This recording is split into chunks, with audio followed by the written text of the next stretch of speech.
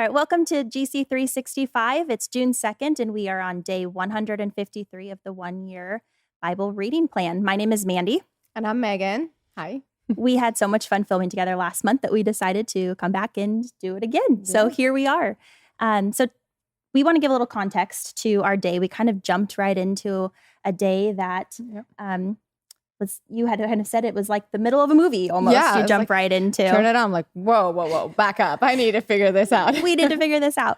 So the days leading up to our reading, which if you have been up to date, you will kind of know this, but what leads into our day, we learn about David's son, Absalom, who had tried to overthrow his dad, David, and he was successful getting him to flee and had taken over Israel. Absalom ends up getting his hair caught on a tree during a battle. Yeah. And Joab, who is David's nephew, who was David's commander at the time, killed Absalom against David's orders not to touch him, basically. Note to self, though. Don't have crazy long hair. Don't get caught on trees. Don't get caught on a tree. Like, maybe that was your fault, Absalom. Yeah. Cut your hair. But David ended up, so when he found out that his son was killed, he mourned his death, I think, like any parent would, even though they hadn't had, I don't think, a very close relationship as of recently. But, he mourned his death. Yeah. And Joab had told David, if you don't stop and kind of get your act together here, anybody who has been following you is going to leave you and revolt against you. Yeah. So that's where we end up picking up on our reading. So we are in 2 Samuel 19, verses 11 through 43. Yeah. And so David is now becoming the king of Israel again. So he's coming back into reign, and he's being led across the Jordan River, and people are greeting him and asking for forgiveness for choosing to follow Absalom and to not have followed David. And so I was kind of joking with Megan that this kind of reminds me of when your parents go out of town and the kids decide that they want to maybe like throw a party or have people over, and you trash the house, it gets a little crazy, and the parents come home early, or they come home to a mess, and the kids are all like, oh, I'm so sorry. Like, it was their fault. It was their friends. Like, they didn't break anything. I know. This went so out of control. Yes. So out of control. Have you ever done that? Well, maybe a little back in the day, a couple of those times. But, but you do the thing that like your parents ask you not to do, or you think you're going to get away with something because no one's supposed to know, but then you're asking for forgiveness and coming up with all the excuses. Oh, so many excuses. So many. So it's interesting to see kind of how this plays out and how David responds to them. And he is pretty forgiving of everybody when people are like, you should be, killing this person, or they shouldn't get to follow you and live. He's very forgiving as he's coming in to take over as king again. So I thought that was just kind of a little, it just made me laugh. Yeah. But the men then of Israel start complaining that the men of Judah stole David and didn't give him the chance to lead them across the Jordan River. So now their feelings are hurt. And so now like nobody's really getting along. Everyone's kind of fighting against each other. And then, so now this is kind of like, to me, sort of, we'd already said, we kind of jump right into the middle of a movie or a soap opera, lots of drama. So much. Lying, killing, deceiving going on here. A lot of stomach stabbing. There's a lot of stomach stabbing in our reading today, which is also kind of gross. Yeah. But you had kind of talked about David a little bit here in the book of Samuel. Do you want to touch on that? Yeah, for me, it was more of like David's life and who he is as a person. I love that he has such a close relationship with God. He asks God, hey, should I go here now? Should I go? And God answers him so well and so clear. But then you also see the flaws in David's life where he, had sex with a married woman. And then he tried to cover it up by get the guy drunk to have sex with his wife so that he could be like, oh, you impregnated your child or your wife and now you have a child together. And then the guy didn't want to do it. And he's like, no. How dare I sleep at a home and be like, oh, cozy and other people are in the battlefield. And he's like, okay, well, this is not working. So let's get him killed. And so then the prophet comes and be like, hey, this and this and this, what should we do? It's like, kill that person. It's like, well, you are that man. And he's like, oh, I have sinned. And he immediately repents and be like, I did do this. I was wrong. And so his heart of repentance was something that stood out to me, was like, he didn't go like the people and try to make excuses and be like, oh, well, you made that woman beautiful. How dare you, God? And so it wasn't something like that, but he repented immediately. And then seeing how God deals with sin was also something that stood out to me in Samuel was like, God said, well, because of this, your child will die. And it's just like, so like, can you imagine because of your sin that you will lose a child because of that? And it's just like, and it does happen. The baby died after 7 days. And that whole 7 days he was fasting and he didn't take a shower or anything, bathed. It didn't really have showers. But, and then he does die. And then the guy, and he immediately goes and he takes a bath and he dresses himself and he eats food. And the guys were like, why? This whole time when your child was sick, you didn't want to do it. But now that he's dead, we expected a little different reaction.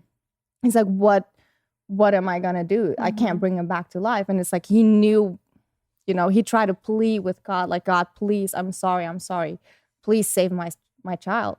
But like, God is steadfast. And it was like, no, you did a sin. And this is the consequences for it. And it was just like all of that. But yet, even though after that, his relationship with God is still strong. He still talks to God. I mean, the fact that God told him, out of your legacy, Jesus will be born, the forever king. Yeah. And it's just like God really does love him and sees his heart and who he actually is as a person, instead of like all the flaws that he does have, and all the mistakes he does make. And it's just like, I don't know. It was something amazing to me to read about David. Yeah. Yeah. Well, it makes him human. I mean, right? Exactly. Like it brings that out. But to see how he is always so faithful and always goes back to God and to his faith, which, I mean, again, like as humans, we tend to, again, make the excuses and blame. So no, that's really good. So when we go into 2 Samuel 20, now there are a lot of people involved in this. Like, I was getting overwhelmed by the amount of names that are in different cities and towns and people who are being thrown around in the Old Testament today. Yeah. When in doubt, it is either David's cousin or David's nephew. Like, okay. Somebody's related to David on some level. They're somehow related. But we get introduced here, or start learning about Sheba, who's the son of Bichri, who then is now blowing a horn and telling the men of Israel to go back to their homes. He says, down with the dynasty of David. So now there's this like whole separation happening again of people following David. And so then now David is believing that Sheba is going to be even more dangerous than Absalom was, as in kind of revolting. And so David sends out one of his nephews to go like alert the people of Judah, to let them know that this is going to be happening, to kind of start putting together an army. And it took him longer than the 3 days he was given to do that. So then David assigns another nephew out to go chase after Sheba before he starts something big here. And it's kind of a slap in the face to Joab at this point, because the person he's asking to do this was Absalom's commander. So he was like, not too long ago, fighting against David and his people and against Joab. So he's not real thrilled about this. So they go chasing after Sheba, and basically Joab is not happy about all this, and he ends up another stabbing to the stomach. And I think it said like all of his guts fell like bled out to the ground. It was so really graphic. So graphic. But they kill him and basically take this other nephew out of the mix because they don't want to deal with him. And Amasa was his name. So Joab killed Amasa, and they left him there on the road basically to die.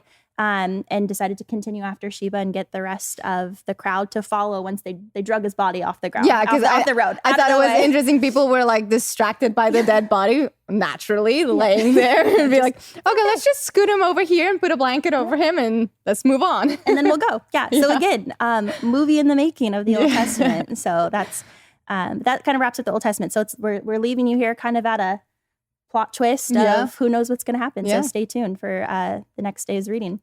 And we move into the New Testament, which is John 21, and they labeled it as the epilogue. Jesus appears to the 7 disciples. So I was doing a little research on this, and since it's called the epilogue, that's kind of like a conclusion or something that kind of comes after. It's like a book or a story that comes after the fact. And so this is after Jesus has, risen from the grave, and he's appearing to his disciples.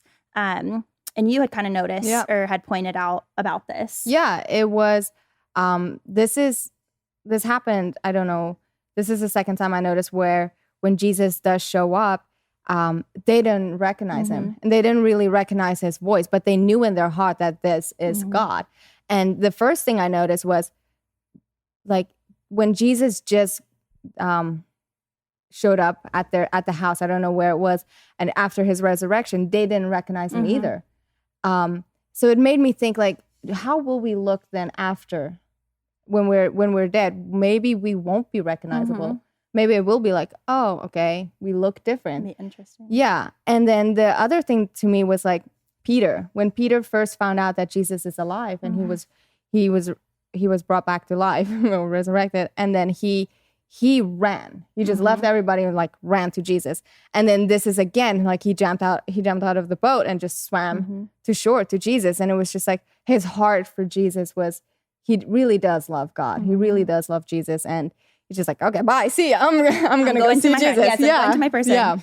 Yeah. So Jesus had appeared to them at the water, and they had been the disciples had been out fishing all night and had no luck catching any fish. And so he tells them to throw the net over the right side of the boat, and you'll catch fish. And so sure enough, they do as he says. Peter swims back, to go meet Jesus, and the rest of them stay out there, and they ended up catching 153 fish, which I thought was kind of coincidental that we were on day 153 of the 1 year Bible. Not sure if they tied that in there on purpose. But also then like the number 3 is in there. And this is the third time Jesus has appeared to his disciples since he's risen. Yeah. And he's been having a conversation while he's making breakfast for the disciples with the fish. And he asks repeatedly to Peter and, is asking if he loves him. And the third time he asks, Peter is just, he's hurt. His feelings are hurt. Like, why would you ask me this for a third time? Yeah. But I mean, it just goes back to, before, Jesus said, like, you'll deny me 3 times that you even know me, and just these different things of people kind of pulling them away from their faith in a way, and that you've lost faith and they didn't recognize him. And so, he's like, no, we love you. Then he always ends it with, then follow me. Yeah. And so it's, To me, this stood out was how they had no luck. And then Jesus said, okay, do it this way. And then they caught so many fish. To me, it was how God provides. It was such a good thing for me to see that God really does provide. And then the fact that he asked them when he made them breakfast, he asked them, give me some of the fish to make food for you guys, was another way of like, kind of like if you tie it in with tithing, like God provides this amount of fish for you. And then he also asked a little bit of it. And to me, that kind of reminded me of tithing. Yeah. Was like, if it weren't for Jesus, they wouldn't have caught that many fish. And then he also goes and asks, hey, give me some of the fish so we could eat of it. Yeah, give a little.